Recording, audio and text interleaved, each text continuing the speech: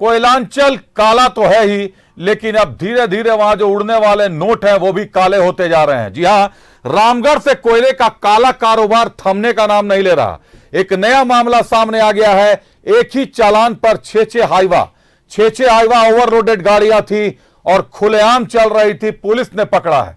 Ramgarh SP बदले गए हैं। विमल कुमार अभी नए रामगढ़ एसपी के तौर पर उन्होंने पदभार लिया है और ऐसे में छह हाईवा का पकड़े जाना बहुत बड़ा मामला बनता है। क्या है पूरी बात, देखिए ये रिपोर्ट। रामगढ़ में कोयले का काला खेल। कोयले लदे 6 हाईवा को किया जब्त। एक ही नंबर के चालान चला रहे थे हाईवा। रामगढ़ में कोयले का काला खेल धड़ल्ले से जारी है। पुलिस ने कोयला लदे 6 हाईवा को पकड़ा है। ये सभी गाड़ियां कुजू रेलवे साइडिंग से कोयला लेकर निकली थी। पुलिस की जांच में ये चौंकाने वाले खुलासे हुए हैं कि इन 6 गाड़ियों के पास 6 चालान तो थे, लेकिन सभी चालान पर एक ही सीरियल नंबर था। यानी एक ही चालान पर 6 गाड़ियों का परिवहन किया जा रहा था। सीसीएल के कोयले को या फिर रेलवे साइडिंग को कोयले को फर्जी तरीके से जो है प्लांटों में खपाया जा रहा है। ये मामला जो है कई दिनों से चला आ रहा था। इसमें झारखंड इस्पात, श्री राम प्लांट, कई ऐसे प्लांट हैं जिनके नाम अक्सर जो है चर्चा के बाजार से गर्म रहते थे और इसी सूचना के आधार पर रामगढ़ पुलिस के द्वारा छापेमारी की गई थी और उस छापेमारी के दौरान 6 हाईवा लदे कोयले को जब्त किया गया था। ये जो तस्वीरें आपको हम दिखा रहे हैं ये रामगढ़ थाना परिसर क्षेत्र की है, जहाँ पे इन 6 हाईवा कोयला लदे गाड़ियों को यहाँ पे लाया गया है और ये इनमें जो कोयला है ये सभी ओवरलोड है। सबसे बड़ी बात है कि पुलिस ने शुरुआती छानबीन की और छानबीन करने के बाद माइनिंग विभाग को पत्र लिखकर निर्देशित करने का दिया है कि आखिर ये कोयला सही है या नहीं है, इसका सत्यापन किया जाए। लेकिन जो सबसे बड़ा जो इस मामले में अब जो खुलासा हुआ है, जो न्यूज़ 11 की टीम के द्वारा आपको हम बताने की कोशिश कर रहे हैं कि इन 6 गाड़ियों का जो परिवहन जो था सिर्फ एक चालान पे किया जा रहा था। यानी एक चालान नंबर पर इन 6 गाड़ियों को कोयला को प्लांट में, झारखंड इस्पात प्लांट में खपाने की तैयारी चल रही थी। झारखंड इस्पात प्लांट में कई टन कोयले का खपाने की तैयारी थी। यही नहीं, सभी हाईवा ओवरलोडेड था। फिलहाल खनन विभाग पूरे मामले की जांच में जुट गया है। 6 चालान थे लेकिन सीरियल नंबर सभी में एक है। अच्छा, एक ही सीरियल नंबर के 6 चालान है जी। इसमें क्या सर कार्रवाई हो रही है? अभी तक जांच नहीं आया है। अब जिला खनन पदाधिकारी के द्वारा जो पदाधिकारी को भेजा गया है, माइनिंग इंस्पेक्टर को, उनके द्वारा जो जांचोपरांत कार्रवाई किया जाएगा या लिखित प्रतिवेदन दिया जाएगा, उस पर हम लोग आगे कार्रवाई करेंगे। देखिए, सीरियल नंबर का है। हम लोग एक बार ऑनलाइन के भी माध्यम से जांच करेंगे कि उस व्हीकल पर चालान कब कब कटा है, क्योंकि ये मामला आपका 16 तारीख के रात्रि का है, मतलब कि 17 का सुबह का लगभग 1:30 से 2 बजे का बीच का मामला है। तो उस गाड़ी पे चालान को चेक करेंगे। अगर चालान उस समय तक वैध नहीं होगा ऑनलाइन के माध्यम से तो सभी पे कार्रवाई। तो फिर सर ये तो एक मिनट इनिशियल स्टेज में ही पता चलता है कि एक नंबर का 6 चालान नहीं होना चाहिए। हाँ, ये तो नहीं होना चाहिए। ये तो जो भी डॉक्यूमेंट जो प्रोड्यूस किया है व्हीकल ओनर थाना प्रभारी को, वो तो गलत किया है। रामगढ़ में कोयले का काला कारोबार का न्यूज़ 11 भारत ने कई बार खुलासा किया है। बावजूद कोयले का काला खेल थमने का नाम नहीं ले रहा है। सवाल ये उठता है कि क्या इन मामलों में कार्रवाई हो पाएगी, ठोस कार्रवाई हो पाएगी, क्योंकि अक्सर इस तरह के अवैध कोयले के कारोबार में ड्राइवर और खलासी पर प्राथमिकी दर्ज कर पूरे मामले को रफा दफा कर दिया जाता है। इस पूरे मामले में विनोद पहाड़िया नामक एक शख्स का नाम जो है काफ़ी चर्चाओं में है और ये जो पता चल रहा है कि उनके द्वारा ये कारोबार को संचालित किया जा रहा था। बहरहाल इस बात में कितनी सच्चाई है ये पुलिस की जाँच और माइनिंग विभाग की जाँच के बाद भी स्पष्ट हो पाएगा। न्यूज़ 11 के लिए रामगढ़ से मैं धर्मेंद्र। कोयले की चोरी थमने का नाम नहीं ले रही। निश्चित तौर पर धनबाद की बात कर ले, चतरा की बात कर ले, रामगढ़ की बात कर ले, गिरिडीह की बात कर ले, कोयले की चोरी कब थमेगी ये बता पाना मुश्किल है। हम सीधे जुड़ रहे हैं, हमारे सहयोगी धर्मेंद्र हमारे साथ बने हुए हैं।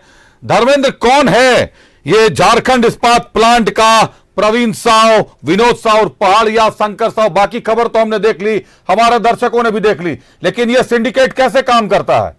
कोयले की चोरी की कैसे जाती है?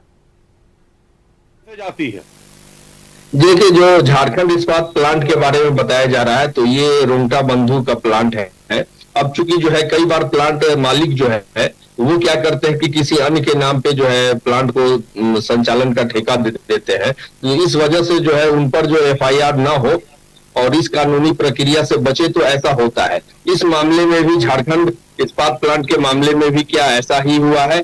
क्या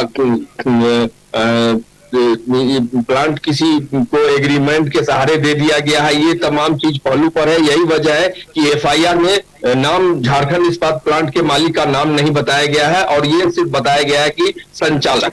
तो संचालक पर पूरे मामले में FIR दर्ज हुई है। साथ ही साथ अगर बात करें तो कुज्जू रेलवे साइडिंग में परवीन साव, शंकर साव, इन सभी के ऊपर इस मामले में संलिप्तता लेकर प्राथमिकी दर्ज की गई है। जो सबसे बड़ी बात है कि अब तक है, क्योंकि ये पहल कभी ये प्रवीण साव, शंकर साव, ये लोग लिफ्टर है, कोयले के व्यवसायी है, कौन है ये लोग? देखिए, ये लोग ट्रांसपोर्टिंग से जुड़े हुए हैं और जो प्रवीण साव है उनका वहां पे रेलवे साइडिंग पे जो है इनका कारोबार चलता है। स्टॉक का इनके पास माइनिंग विभाग की तरफ से लाइसेंस में मिलता है।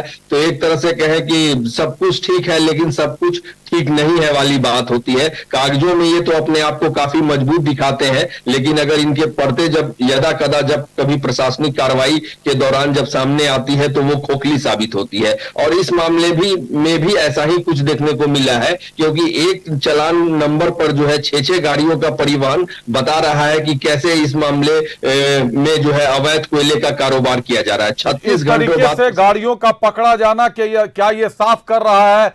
दो चीजें साफ हो रही है, एक तो कि रामगढ़ में कोयले की चोरी थमने का नाम नहीं ले रही, दूसरी एक बात और साफ हो रही है कि पुलिस अगर इसके खिलाफ अभियान चला रही है, पकड़ रही है, तो कहीं ना कहीं रामगढ़ की पुलिस अब सख्ती के मूड में है।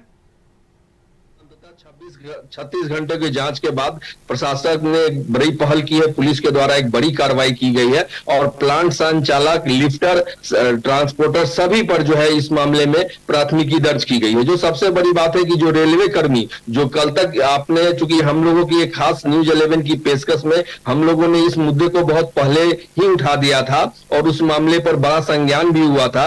तो इस मामले में कभी भी रेल कर्मी हमेशा अपने आप को इस मामले से बचते हैं। उनका कहना है कि इन सबों से उनका कोई लेना देना नहीं है, लेकिन इस मामले में अब अगर देखा जाए तो संबंधित रेल कर्मियों पर भी FIR करने का निर्देश दिया गया है, जो जिनके भी नाम जांच के दौरान सामने आते हैं। तो एक बड़ी कार्रवाई देखने को यहां मिल रही है। चलिए, निश्चित तौर पर बड़ी कार्रवाई है पुलिस की, क्योंकि बहुत कम ऐसा होता है कि पुलिस की कार्रवाई सामने देखने को मिल पाए। कोयला चोरी हो रहा है, ये न्यूज़ 11 काफी पहले से इसका खुलासा कर रहा है और रामगढ़ कहीं ना कहीं कोयला चोरों के रडार पर है। बहुत धन्यवाद धर्मेंद्र, हमसे जुड़ने के लिए, तमाम जानकारियों के लिए। नजरें बनाए रखिएगा, कोयला चोरी अगर रुक पाए तो उसको रोकने के लिए पुलिस को सहयोग कीजिए, चाहे जैसे भी संभव हो सके।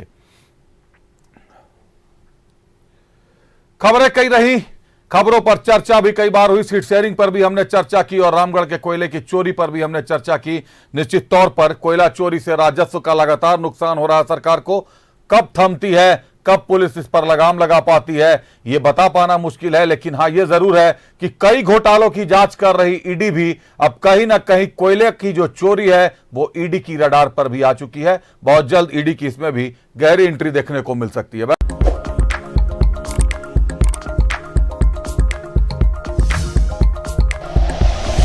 Like and share videos, subscribe करें हमारा चैनल और प्रेस करें बेल आइकॉन। न्यूज़ 11 भारत, सच है तो दिखेगा।